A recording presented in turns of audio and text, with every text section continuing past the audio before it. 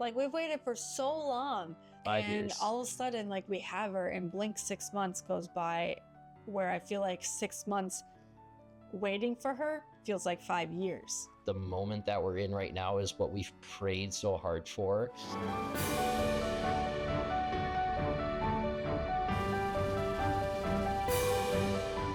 I'm Sarah.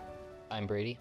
And welcome to The Long Way There, a podcast about infertility, IVF, loss, and really what it takes as a couple to get the family that you've been believing for. Today, we're going to switch it up and we're going to go away from the timeline of our IVF journey. And we're just going to talk about what's going on in our life right now. Just kind of doing like a Q&A, just jumping into it. How's life? We are people outside of this story. Yes, and we are in the now. So we just wanted to talk a little bit about that. So start it off, Sarah.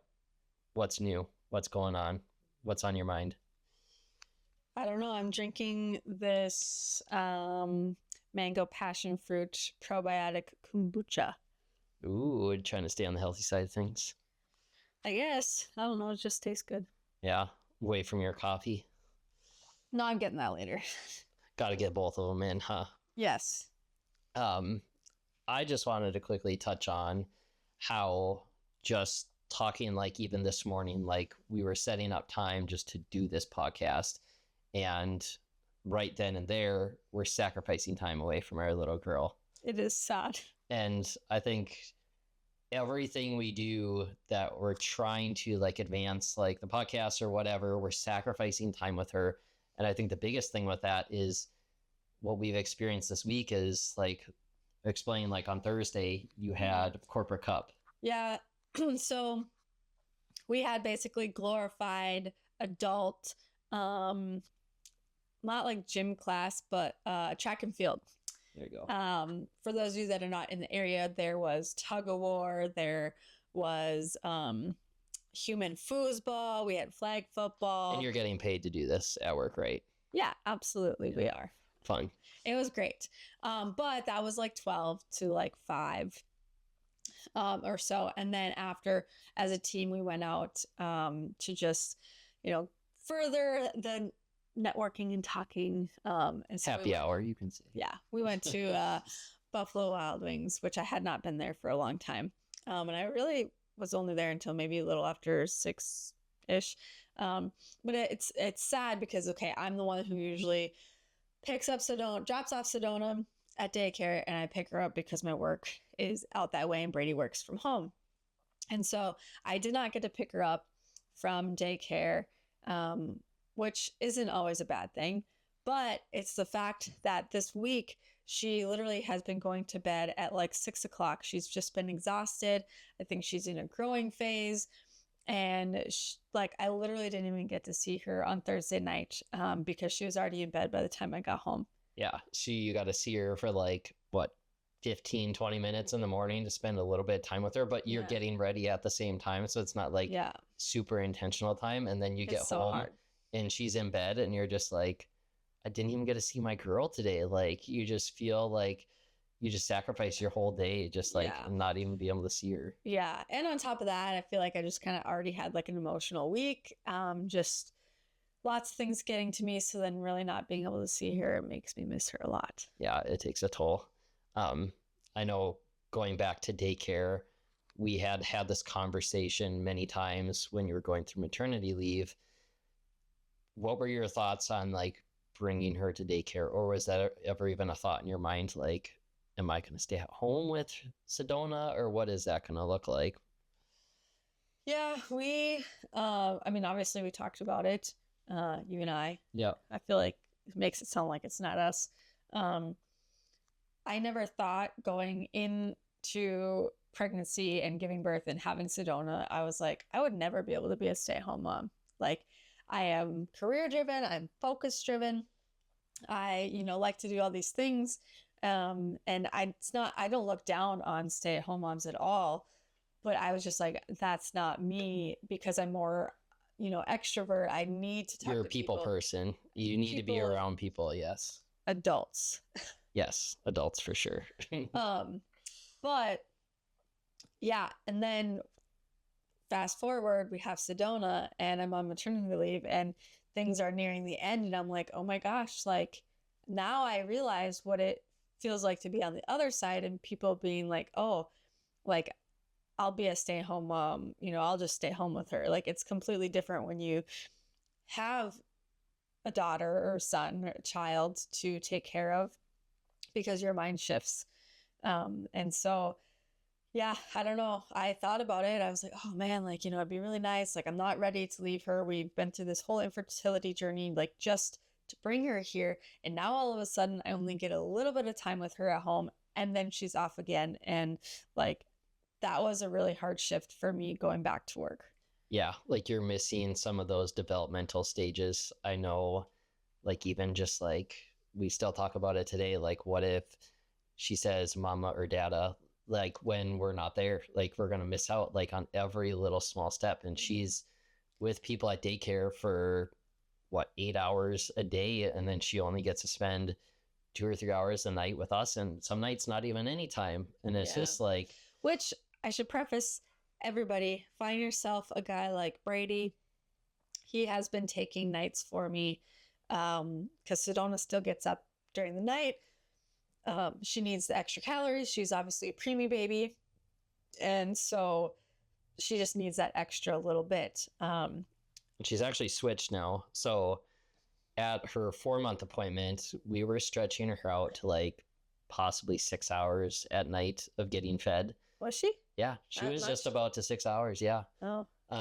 But now literally it's like clockwork. I mean, 3 times in the middle of the night, I'm up feeding her. It's just crazy. Like, the reason he does that is because I don't exclusively breastfeed. I pump, and we do still do some nursing with her. But basically I'm pumping still around the clock 6 times a day. And so with me pumping, it doesn't always line up when Sedona needs to eat. And so it's like, if I were to be up with her and pump, I would literally be up all night, which I guess Brady kind of is anyways. But yeah, it's just not fair for Sarah to have to do that. And at the same time, like, Sedona is on her own schedule. We're not waking her up at this time to feed her. Like, you were waking up at a certain time to pump in the middle of the night. We're not waking Sedona up. It's more of like on her schedule when she wakes up and when she needs it. So I think it just works best that way for us. And eventually she'll switch out of that phase. I know one thing that's like hitting my social media feeds is like, your baby should be sleeping through the night. Like, here's how to sleep train them. And it's like, part of me wants to believe like, yes, we can do that. But at the same time, it's like, we have a preemie baby. She is severely underweight. And it's like, she probably needs those extra calories. So I almost like don't want her to go the whole night without eating because she's missing the opportunity to get more food in. Yeah. Yeah, I think she's obviously almost at 6 months, and I feel like she's maybe just 10 and a half pounds. Yeah, I think she was 10 and a half pounds when we weighed her just the other day on our scale. Tried. Yeah. So we'll see. Yeah. How is it for you with sleep? Being that, yes, you don't get that good of sleep anyways, but then you're up with her. I manage. I think, yeah, it takes a toll, like getting tired in the middle of the day for sure. And then even just like towards evenings, it's like after dinner, it's just like, I'm just toast. Like, I'm just done for. But I have a lot more sleep issues than just that. And I've had them a long time before that. So I'm kind of used to it, but I shouldn't be. So it's still something that I'm working to get fixed, is sleeping. But at least right now, it works with Sedona to make sure that she gets the food that she needs in. So what are some of those quirks in the middle of the night that she has that she's, you know, I notice even just on the camera, she's like kicking those legs like it's a rodeo and just bounce it, you know, and then you lay her one way and then 5 minutes later, she's like 180 or 90 degrees and you're like, okay. Yeah. Sometimes when you go feed her, you lay her down one way. So one thing with her head is got a flat spot on it. So we need to make sure that she's facing the right way. And we'll go a little bit more into that. But when she's sleeping, we want to make sure that she's facing the door. When she looks at the door, that's the side that we want her laying on. So we'll lay her in the crib the same way each time. And half the time that I come in, she's facing the other way, or her head is at a 90-degree angle or whatnot. And she's actually been sleeping on her side now. Yeah, which is a little bit terrifying when you see it and you're like, oh my gosh, are you breathing? And I know we've never used like an owlet or anything like that, which is a whole nother thing just because of being in the NICU. Like, you know, a lot of people do that, but we guess chose not to at the moment. Tired of hearing all the alarms and beeping. But like seeing her there, it's like, oh my gosh, like, and she looks so lifeless. Yeah. When she's laying like that. And so you're like, oh my gosh, like, I'm like, are you sure she's alive? It's almost nice seeing her when she is sleeping. Most of the time she'll just like playing out like eagle, just like arms way out to the side and just lay there like she's just limp. It's kind of funny. Yes. Yeah. Crazy. Yeah. But I would say, I'll ask you, like, what is one thing that you like love seeing her do, or like something that you just are excited to see with her, some of the milestones, or just like some of the things that she really likes or you like? Well, I feel like for her, it's her little mini podcast in the morning. I think she kind of went away from those a little bit. Now she's kind of getting back. I suppose that's the other thing with daycare is like she's sick every other day, it feels like, which is exhausting, and poor girl. Yeah, she's just getting over this cough right now. And last night she had goopy eyes, and then it's this cough, and then she loses her voice, and then she lost her cry, literally. She couldn't cry. It was so sad. It was really sad. But I think just like hearing her like babble and like la, la, la, la, you know, and I'll pick her up from daycare and she's just chattering away, and it's just like, wait, I feel like I'm having a conversation with her. I have no idea what she's saying. But it's great. And then I think the other exciting thing with that is like she's like she found her hands, and now she like knows like what they do, and she can, you know, grip things. And so just like watching her like grab her like toy seat. What's a toy seat? Explain for the viewers. Yeah. Oh yeah, words. Car seat toy. Yes, there you go. Toy seat. I understand now. Oh man, I need some coffee. But like just grabbing that, or like just anything grabbing and having her like shake, and just like seeing her like, whoa, like I can do this. Like this is my hand. Like, whoa. I will say though that everything she touches at this moment goes into her mouth. Literally everything. Yeah. And she may be teething. I've looked and I don't see any teeth, but maybe they're... Doesn't mean they're not under in the gums just hanging out. I swear they gotta be moving, because I swear they're coming. She's just drooling everywhere. She's just every single sign that you see of teething is what she has now. Yeah, rubbing her eyes and all of the things. What are your favorite things or cute things? I mean, I think a little airplane with her. She seems to love that. Yeah, she loves that. Being upside down. Yes, being upside down. Mom always doesn't like when I do upside down, do you? It can be a little scary at times. But I make sure to grab her by like her hips instead of by her legs, because I heard that can be bad for her. Yes. But some people do it anyway. I don't know.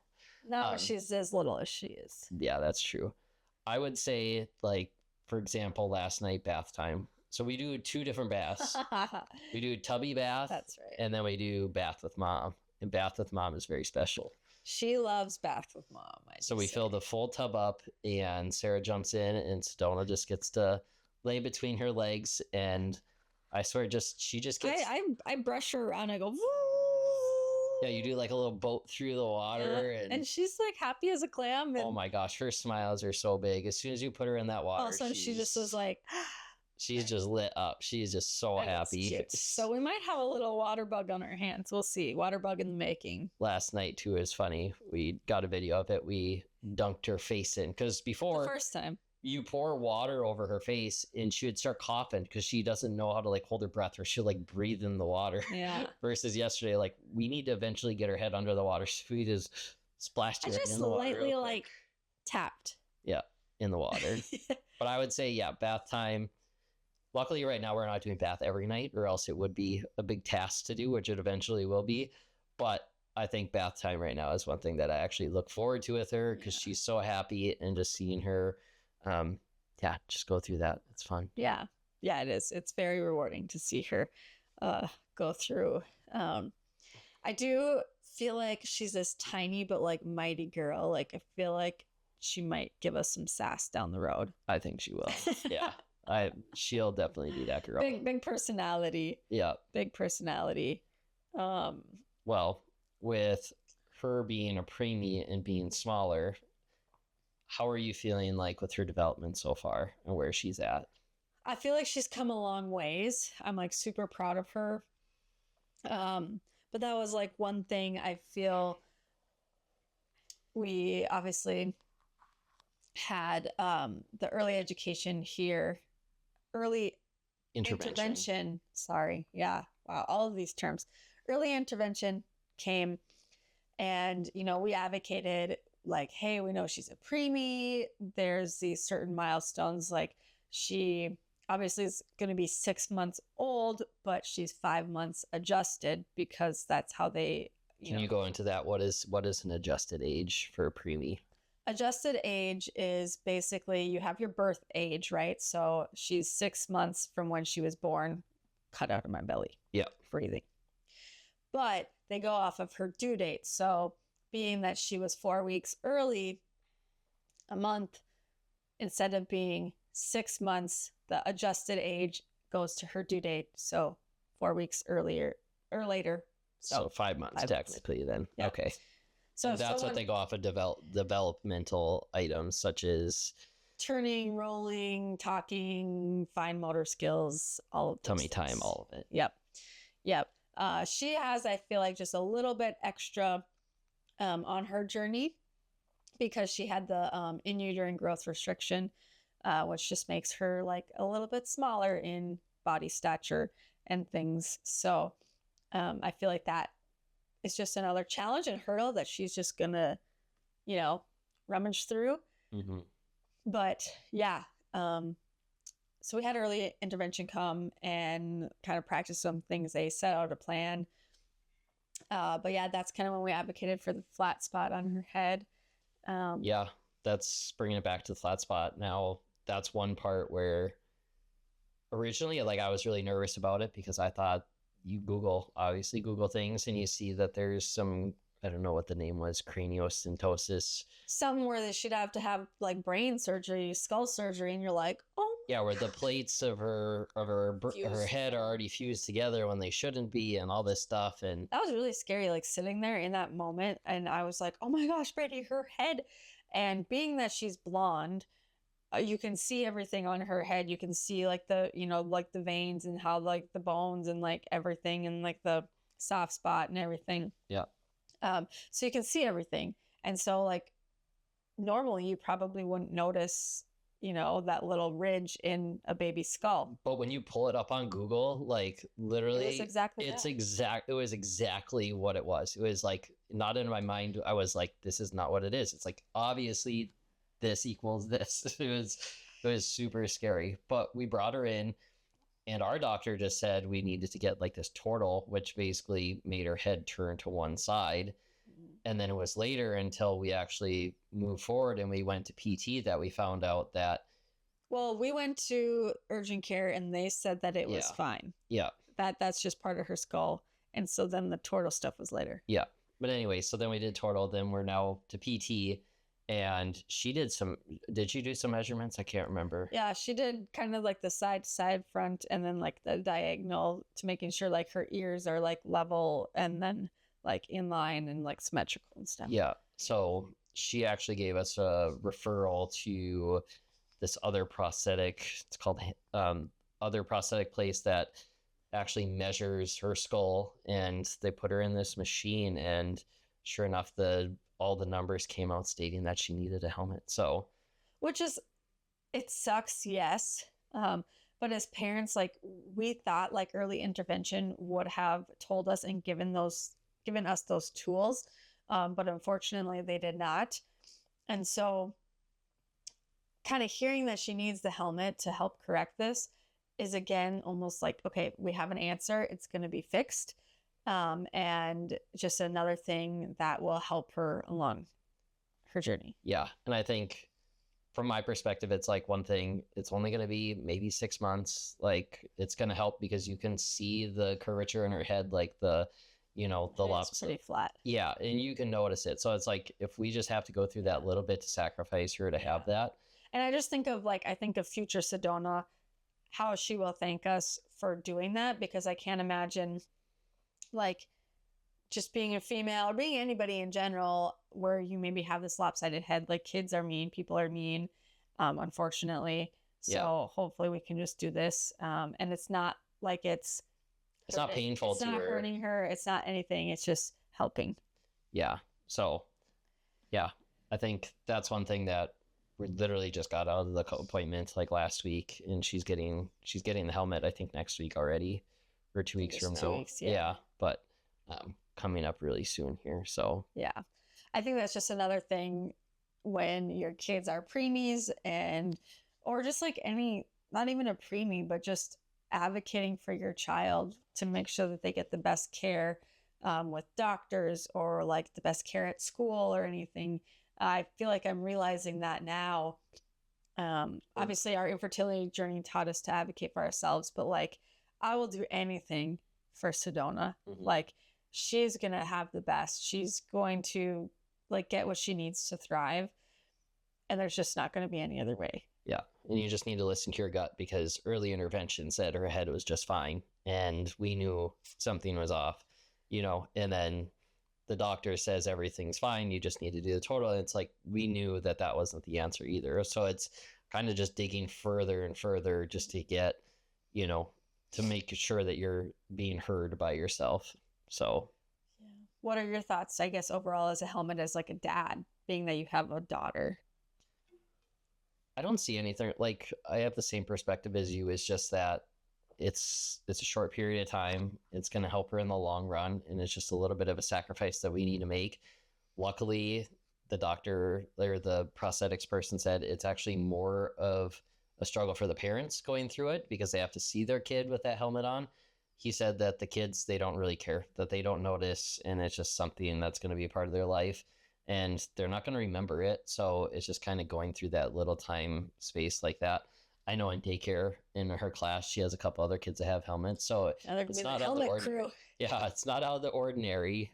And heck, maybe once we try to start sitting her up, maybe the helmet will help her if she tips over. She's help her head. It would have helped her in the crib this morning as she was teeter-tottering and bopping. I'm like, should I go get her? Because her head's right up against hitting the side, the back. Yeah. But yeah, I don't know. Seeing her helmet, it'll be different. But honestly, she's such a cutie pie. She would make anything look cute. So, mm-hmm. Yeah. What else do we have going on? We are moving next week. Next week already. That's crazy. Well, also when you guys listen to this podcast, it's not going to be next week. So for us, it's next week. I'm talking now. Yeah. But yes, we have been in our house for 6 years now. 6 years. We moved in when we said maybe 3 to 5 years at the most, and here we are at 6, and it doesn't quite feel like it. Yeah, it feels crazy. Super exciting that we're gonna hopefully be able to give Sedona a nice home, and just yeah, I don't know, feel a little more at home in that house. Yeah, more homey and more space. I feel we don't really have play areas besides just a little bit of living room space we have, what we play on. I think it'll be nice to actually be able to provide that space, and then even just having an outdoor space that's more conducive later in her childhood to be playing around and doing things outside too. So yeah, there's 2 apple trees, which is exciting. A plum tree. Is there a plum tree? A grapevine. There's lots. Yeah. Okay, fine. Yeah. So no, we're really excited. A little bit stressed of the move coming up, but all good things are coming. So we're excited. So going back to us a little bit, we just talked about Sedona. How have we been doing? I know this has been a process of being new parents, going through this together. I mean, how do you think we've been handling it? Or how have you been handling it? Or how do you think I've been handling the process of becoming first-time parents? That's a loaded question. I'm here. I'm ready. No, I think we've been great. I think is when she first came home. So we spent 4 weeks in the NICU, and I feel like we were grieving just the process of finally giving birth, finally having her here, but then like just not having a normal or anything like what we thought what it would look like to give birth, to become parents. Now she's in the NICU. We can't even bring her home. So it's like we finally got adjusted to that. Then we bring her home and you're trying to get adjusted to a new routine and like pumping and then trying to feed her. And she's up all the time and we're sleep deprived. And so I feel like that was kind of the hardest part, was just like the sleep deprivation, because your girl here, you need your sleep. I need my sleep. Your beauty sleep, that's for sure. Oh, it's really hard when I don't get sleep to function. So I'm not quite like you in that way. But yeah. I do feel like we've had our hurdles. Yes, there's work that involves those hurdles and getting through them and working through them. They're not fun. Mm-hmm. I think our foundation is strong enough where we get through them on the other side. But yeah, I'm just glad that we can get through them and be on the other side. Yeah, I think it's a lot of just communication. I think you can, like, we understand each other really well, but when you're going through a process like this, it's new for both of us. And I don't think we can read each other's minds when it comes to things like that. So it literally is like communicating the small little things, like, like, I'm going to do this, or, are you going to feed her at this time? And like not being afraid to like ask for help during those times too. But like just understanding where each other are coming from, like telling me, hey, I'm really tired, I didn't sleep well last night. It's like, okay, that's my chance to help you out, or vice versa, just going through certain times like that. I think that helps a lot. Mm-hmm. Yeah, communication is definitely key in all of that. How have you adjusted to being a dad? I think pretty well. I mean, what would you say? Am I a good dad? The best dad. There we go. I like to hear that. No, I've been trying. I think you have to be very intentional. Like what you were saying before, is you only have like a few hours with her each day. So it's during those few hours, you're being very intentional, like putting your full attention to her, like not on your phone, like just full on, like this is family time. I think it's been difficult just because you still have life to go around it, and you're still going through your other things in life that you're stressed about or you're thinking about, but just like focusing just on her kind of puts you in two different like mindsets of like you have your family life and your work life, and just kind of balancing those. But I think I've been doing pretty well. I think the biggest thing is just the sleep portion for me. And how do you balance it? I don't know. There is, I guess to be honest, I would say there really is no balance. I was going to say, someone told me one time that there is no balance. Like you can't be the best mom the same day you're the best wife, the same day that you're the best friend or best at work. Like you can't be the best at all of the things at once. Yeah, I would say that that's probably a portion of it, because some nights, like with sleep deprivation, I feel like I will, like after dinner, I'll just go lay in bed, and it's like, I know I could be spending more time with you or with Sedona, but it's like, I need that time for me to like recharge and regenerate, or else the next day I can't do that I can't be a part of it. So it's finding that the balance in terms of like things like that, I think also allowing yourself to have some grace for your own self, grace for the other person, and just like, it's a whole new rhythm that we're all learning. And unfortunately, it does change every once in a while, because Sedona will change her little ways as she's growing and learning and developing and all the things. And so then we have to adapt to that, which it's like finally like, oh, you're finally in a routine. We got this. This feels good. And she switches something and you're like, oh my goodness, I was just getting used to this. Yeah. I did want to touch on, so this summer we do have a couple camping trips planned. We're going to try to go outside with her. Yes. Right now, one of the biggest struggles with her is she's so small. We don't have a carrier that will hold her. Oh, it's like my biggest pain point. And I wanted you to touch on that, because I know you keep bringing this up, of this item of just like not having a carrier for her. Like, I feel like a lot of like preemie parents will understand this, and maybe the preemie mamas out there is, okay, she's small, but like developmentally, she's 6 months. So she wants to face out. She wants to see the things. She wants to like look around and see what's all happening. Yep. She doesn't want to be that snuggly little newborn. She doesn't want to stare at your chest. No. She's the size of that. And we always get the questions out and about like, oh my gosh, like she's so small. And it's like, yeah, do you want the long version or the short version of this story? Yeah. But like, yeah, the biggest pain point is like, yeah, we just don't have a carrier that fits her because she is technically newborn size, but 6 months old. Yeah, and nobody carries a newborn around like that. Yeah, exactly. Yeah, and so I wish I could like create something like that to help. And you know, that's kind of where that grief comes into play. Because the other day I, you know, was at the store and then I see this mom with her, you know, quote, normal sized baby. And obviously I don't know anybody's story. So this is me just thinking that. Yep. And she's got her baby in the carrier, like up against her chest. And I just like couldn't help but feel a little bit jealous because I don't get to experience that. Mm-hmm. And like Sedona doesn't get to experience that because there's nothing for her. And so I'm not only sad for myself, but like sad for Sedona. But Sedona gets mommy's muscles as I was gonna say, I'm more sad for Sarah's arms because those things when we go on walks, they get abused. Oh, like it's so like a 30, 45 minute ISO hold, just the one arm just holding her. I tell you what, 10 pounds probably has never felt so heavy in your life. As she's getting, like, as she's growing, it's definitely a little more challenging. But yeah, maybe down the road, hopefully there'll be, you know, something, or we'll just be into the next phase of life. But I do feel for all the mamas. If you ever feel that way, know that you're not alone.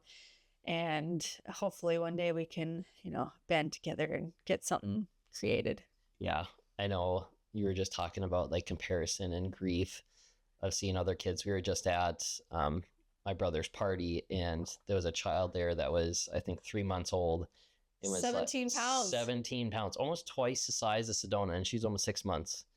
And I was looking and I was just like, how is this like, how is that? It just does not like seem normal to me. Like Sedona seems normal because we're not around babies all the time to see like what a normal size is. But it just like puts it into perspective of like the other developmental ages of like where other babies are at different ages. And it makes you feel like at those point in times, it does make you feel like Sedona's behind because she is so small and she's going through steps a little bit later and she is older. I think it's just in my head thinking like years down the road, a couple months is not going to be that big of a deal versus like right now, a couple months seems like a huge deal. It's like, yeah, day or night adding a couple years. Yeah. I think it's just kind of that full circle moment where like realizing she's here. We've waited for her for so long.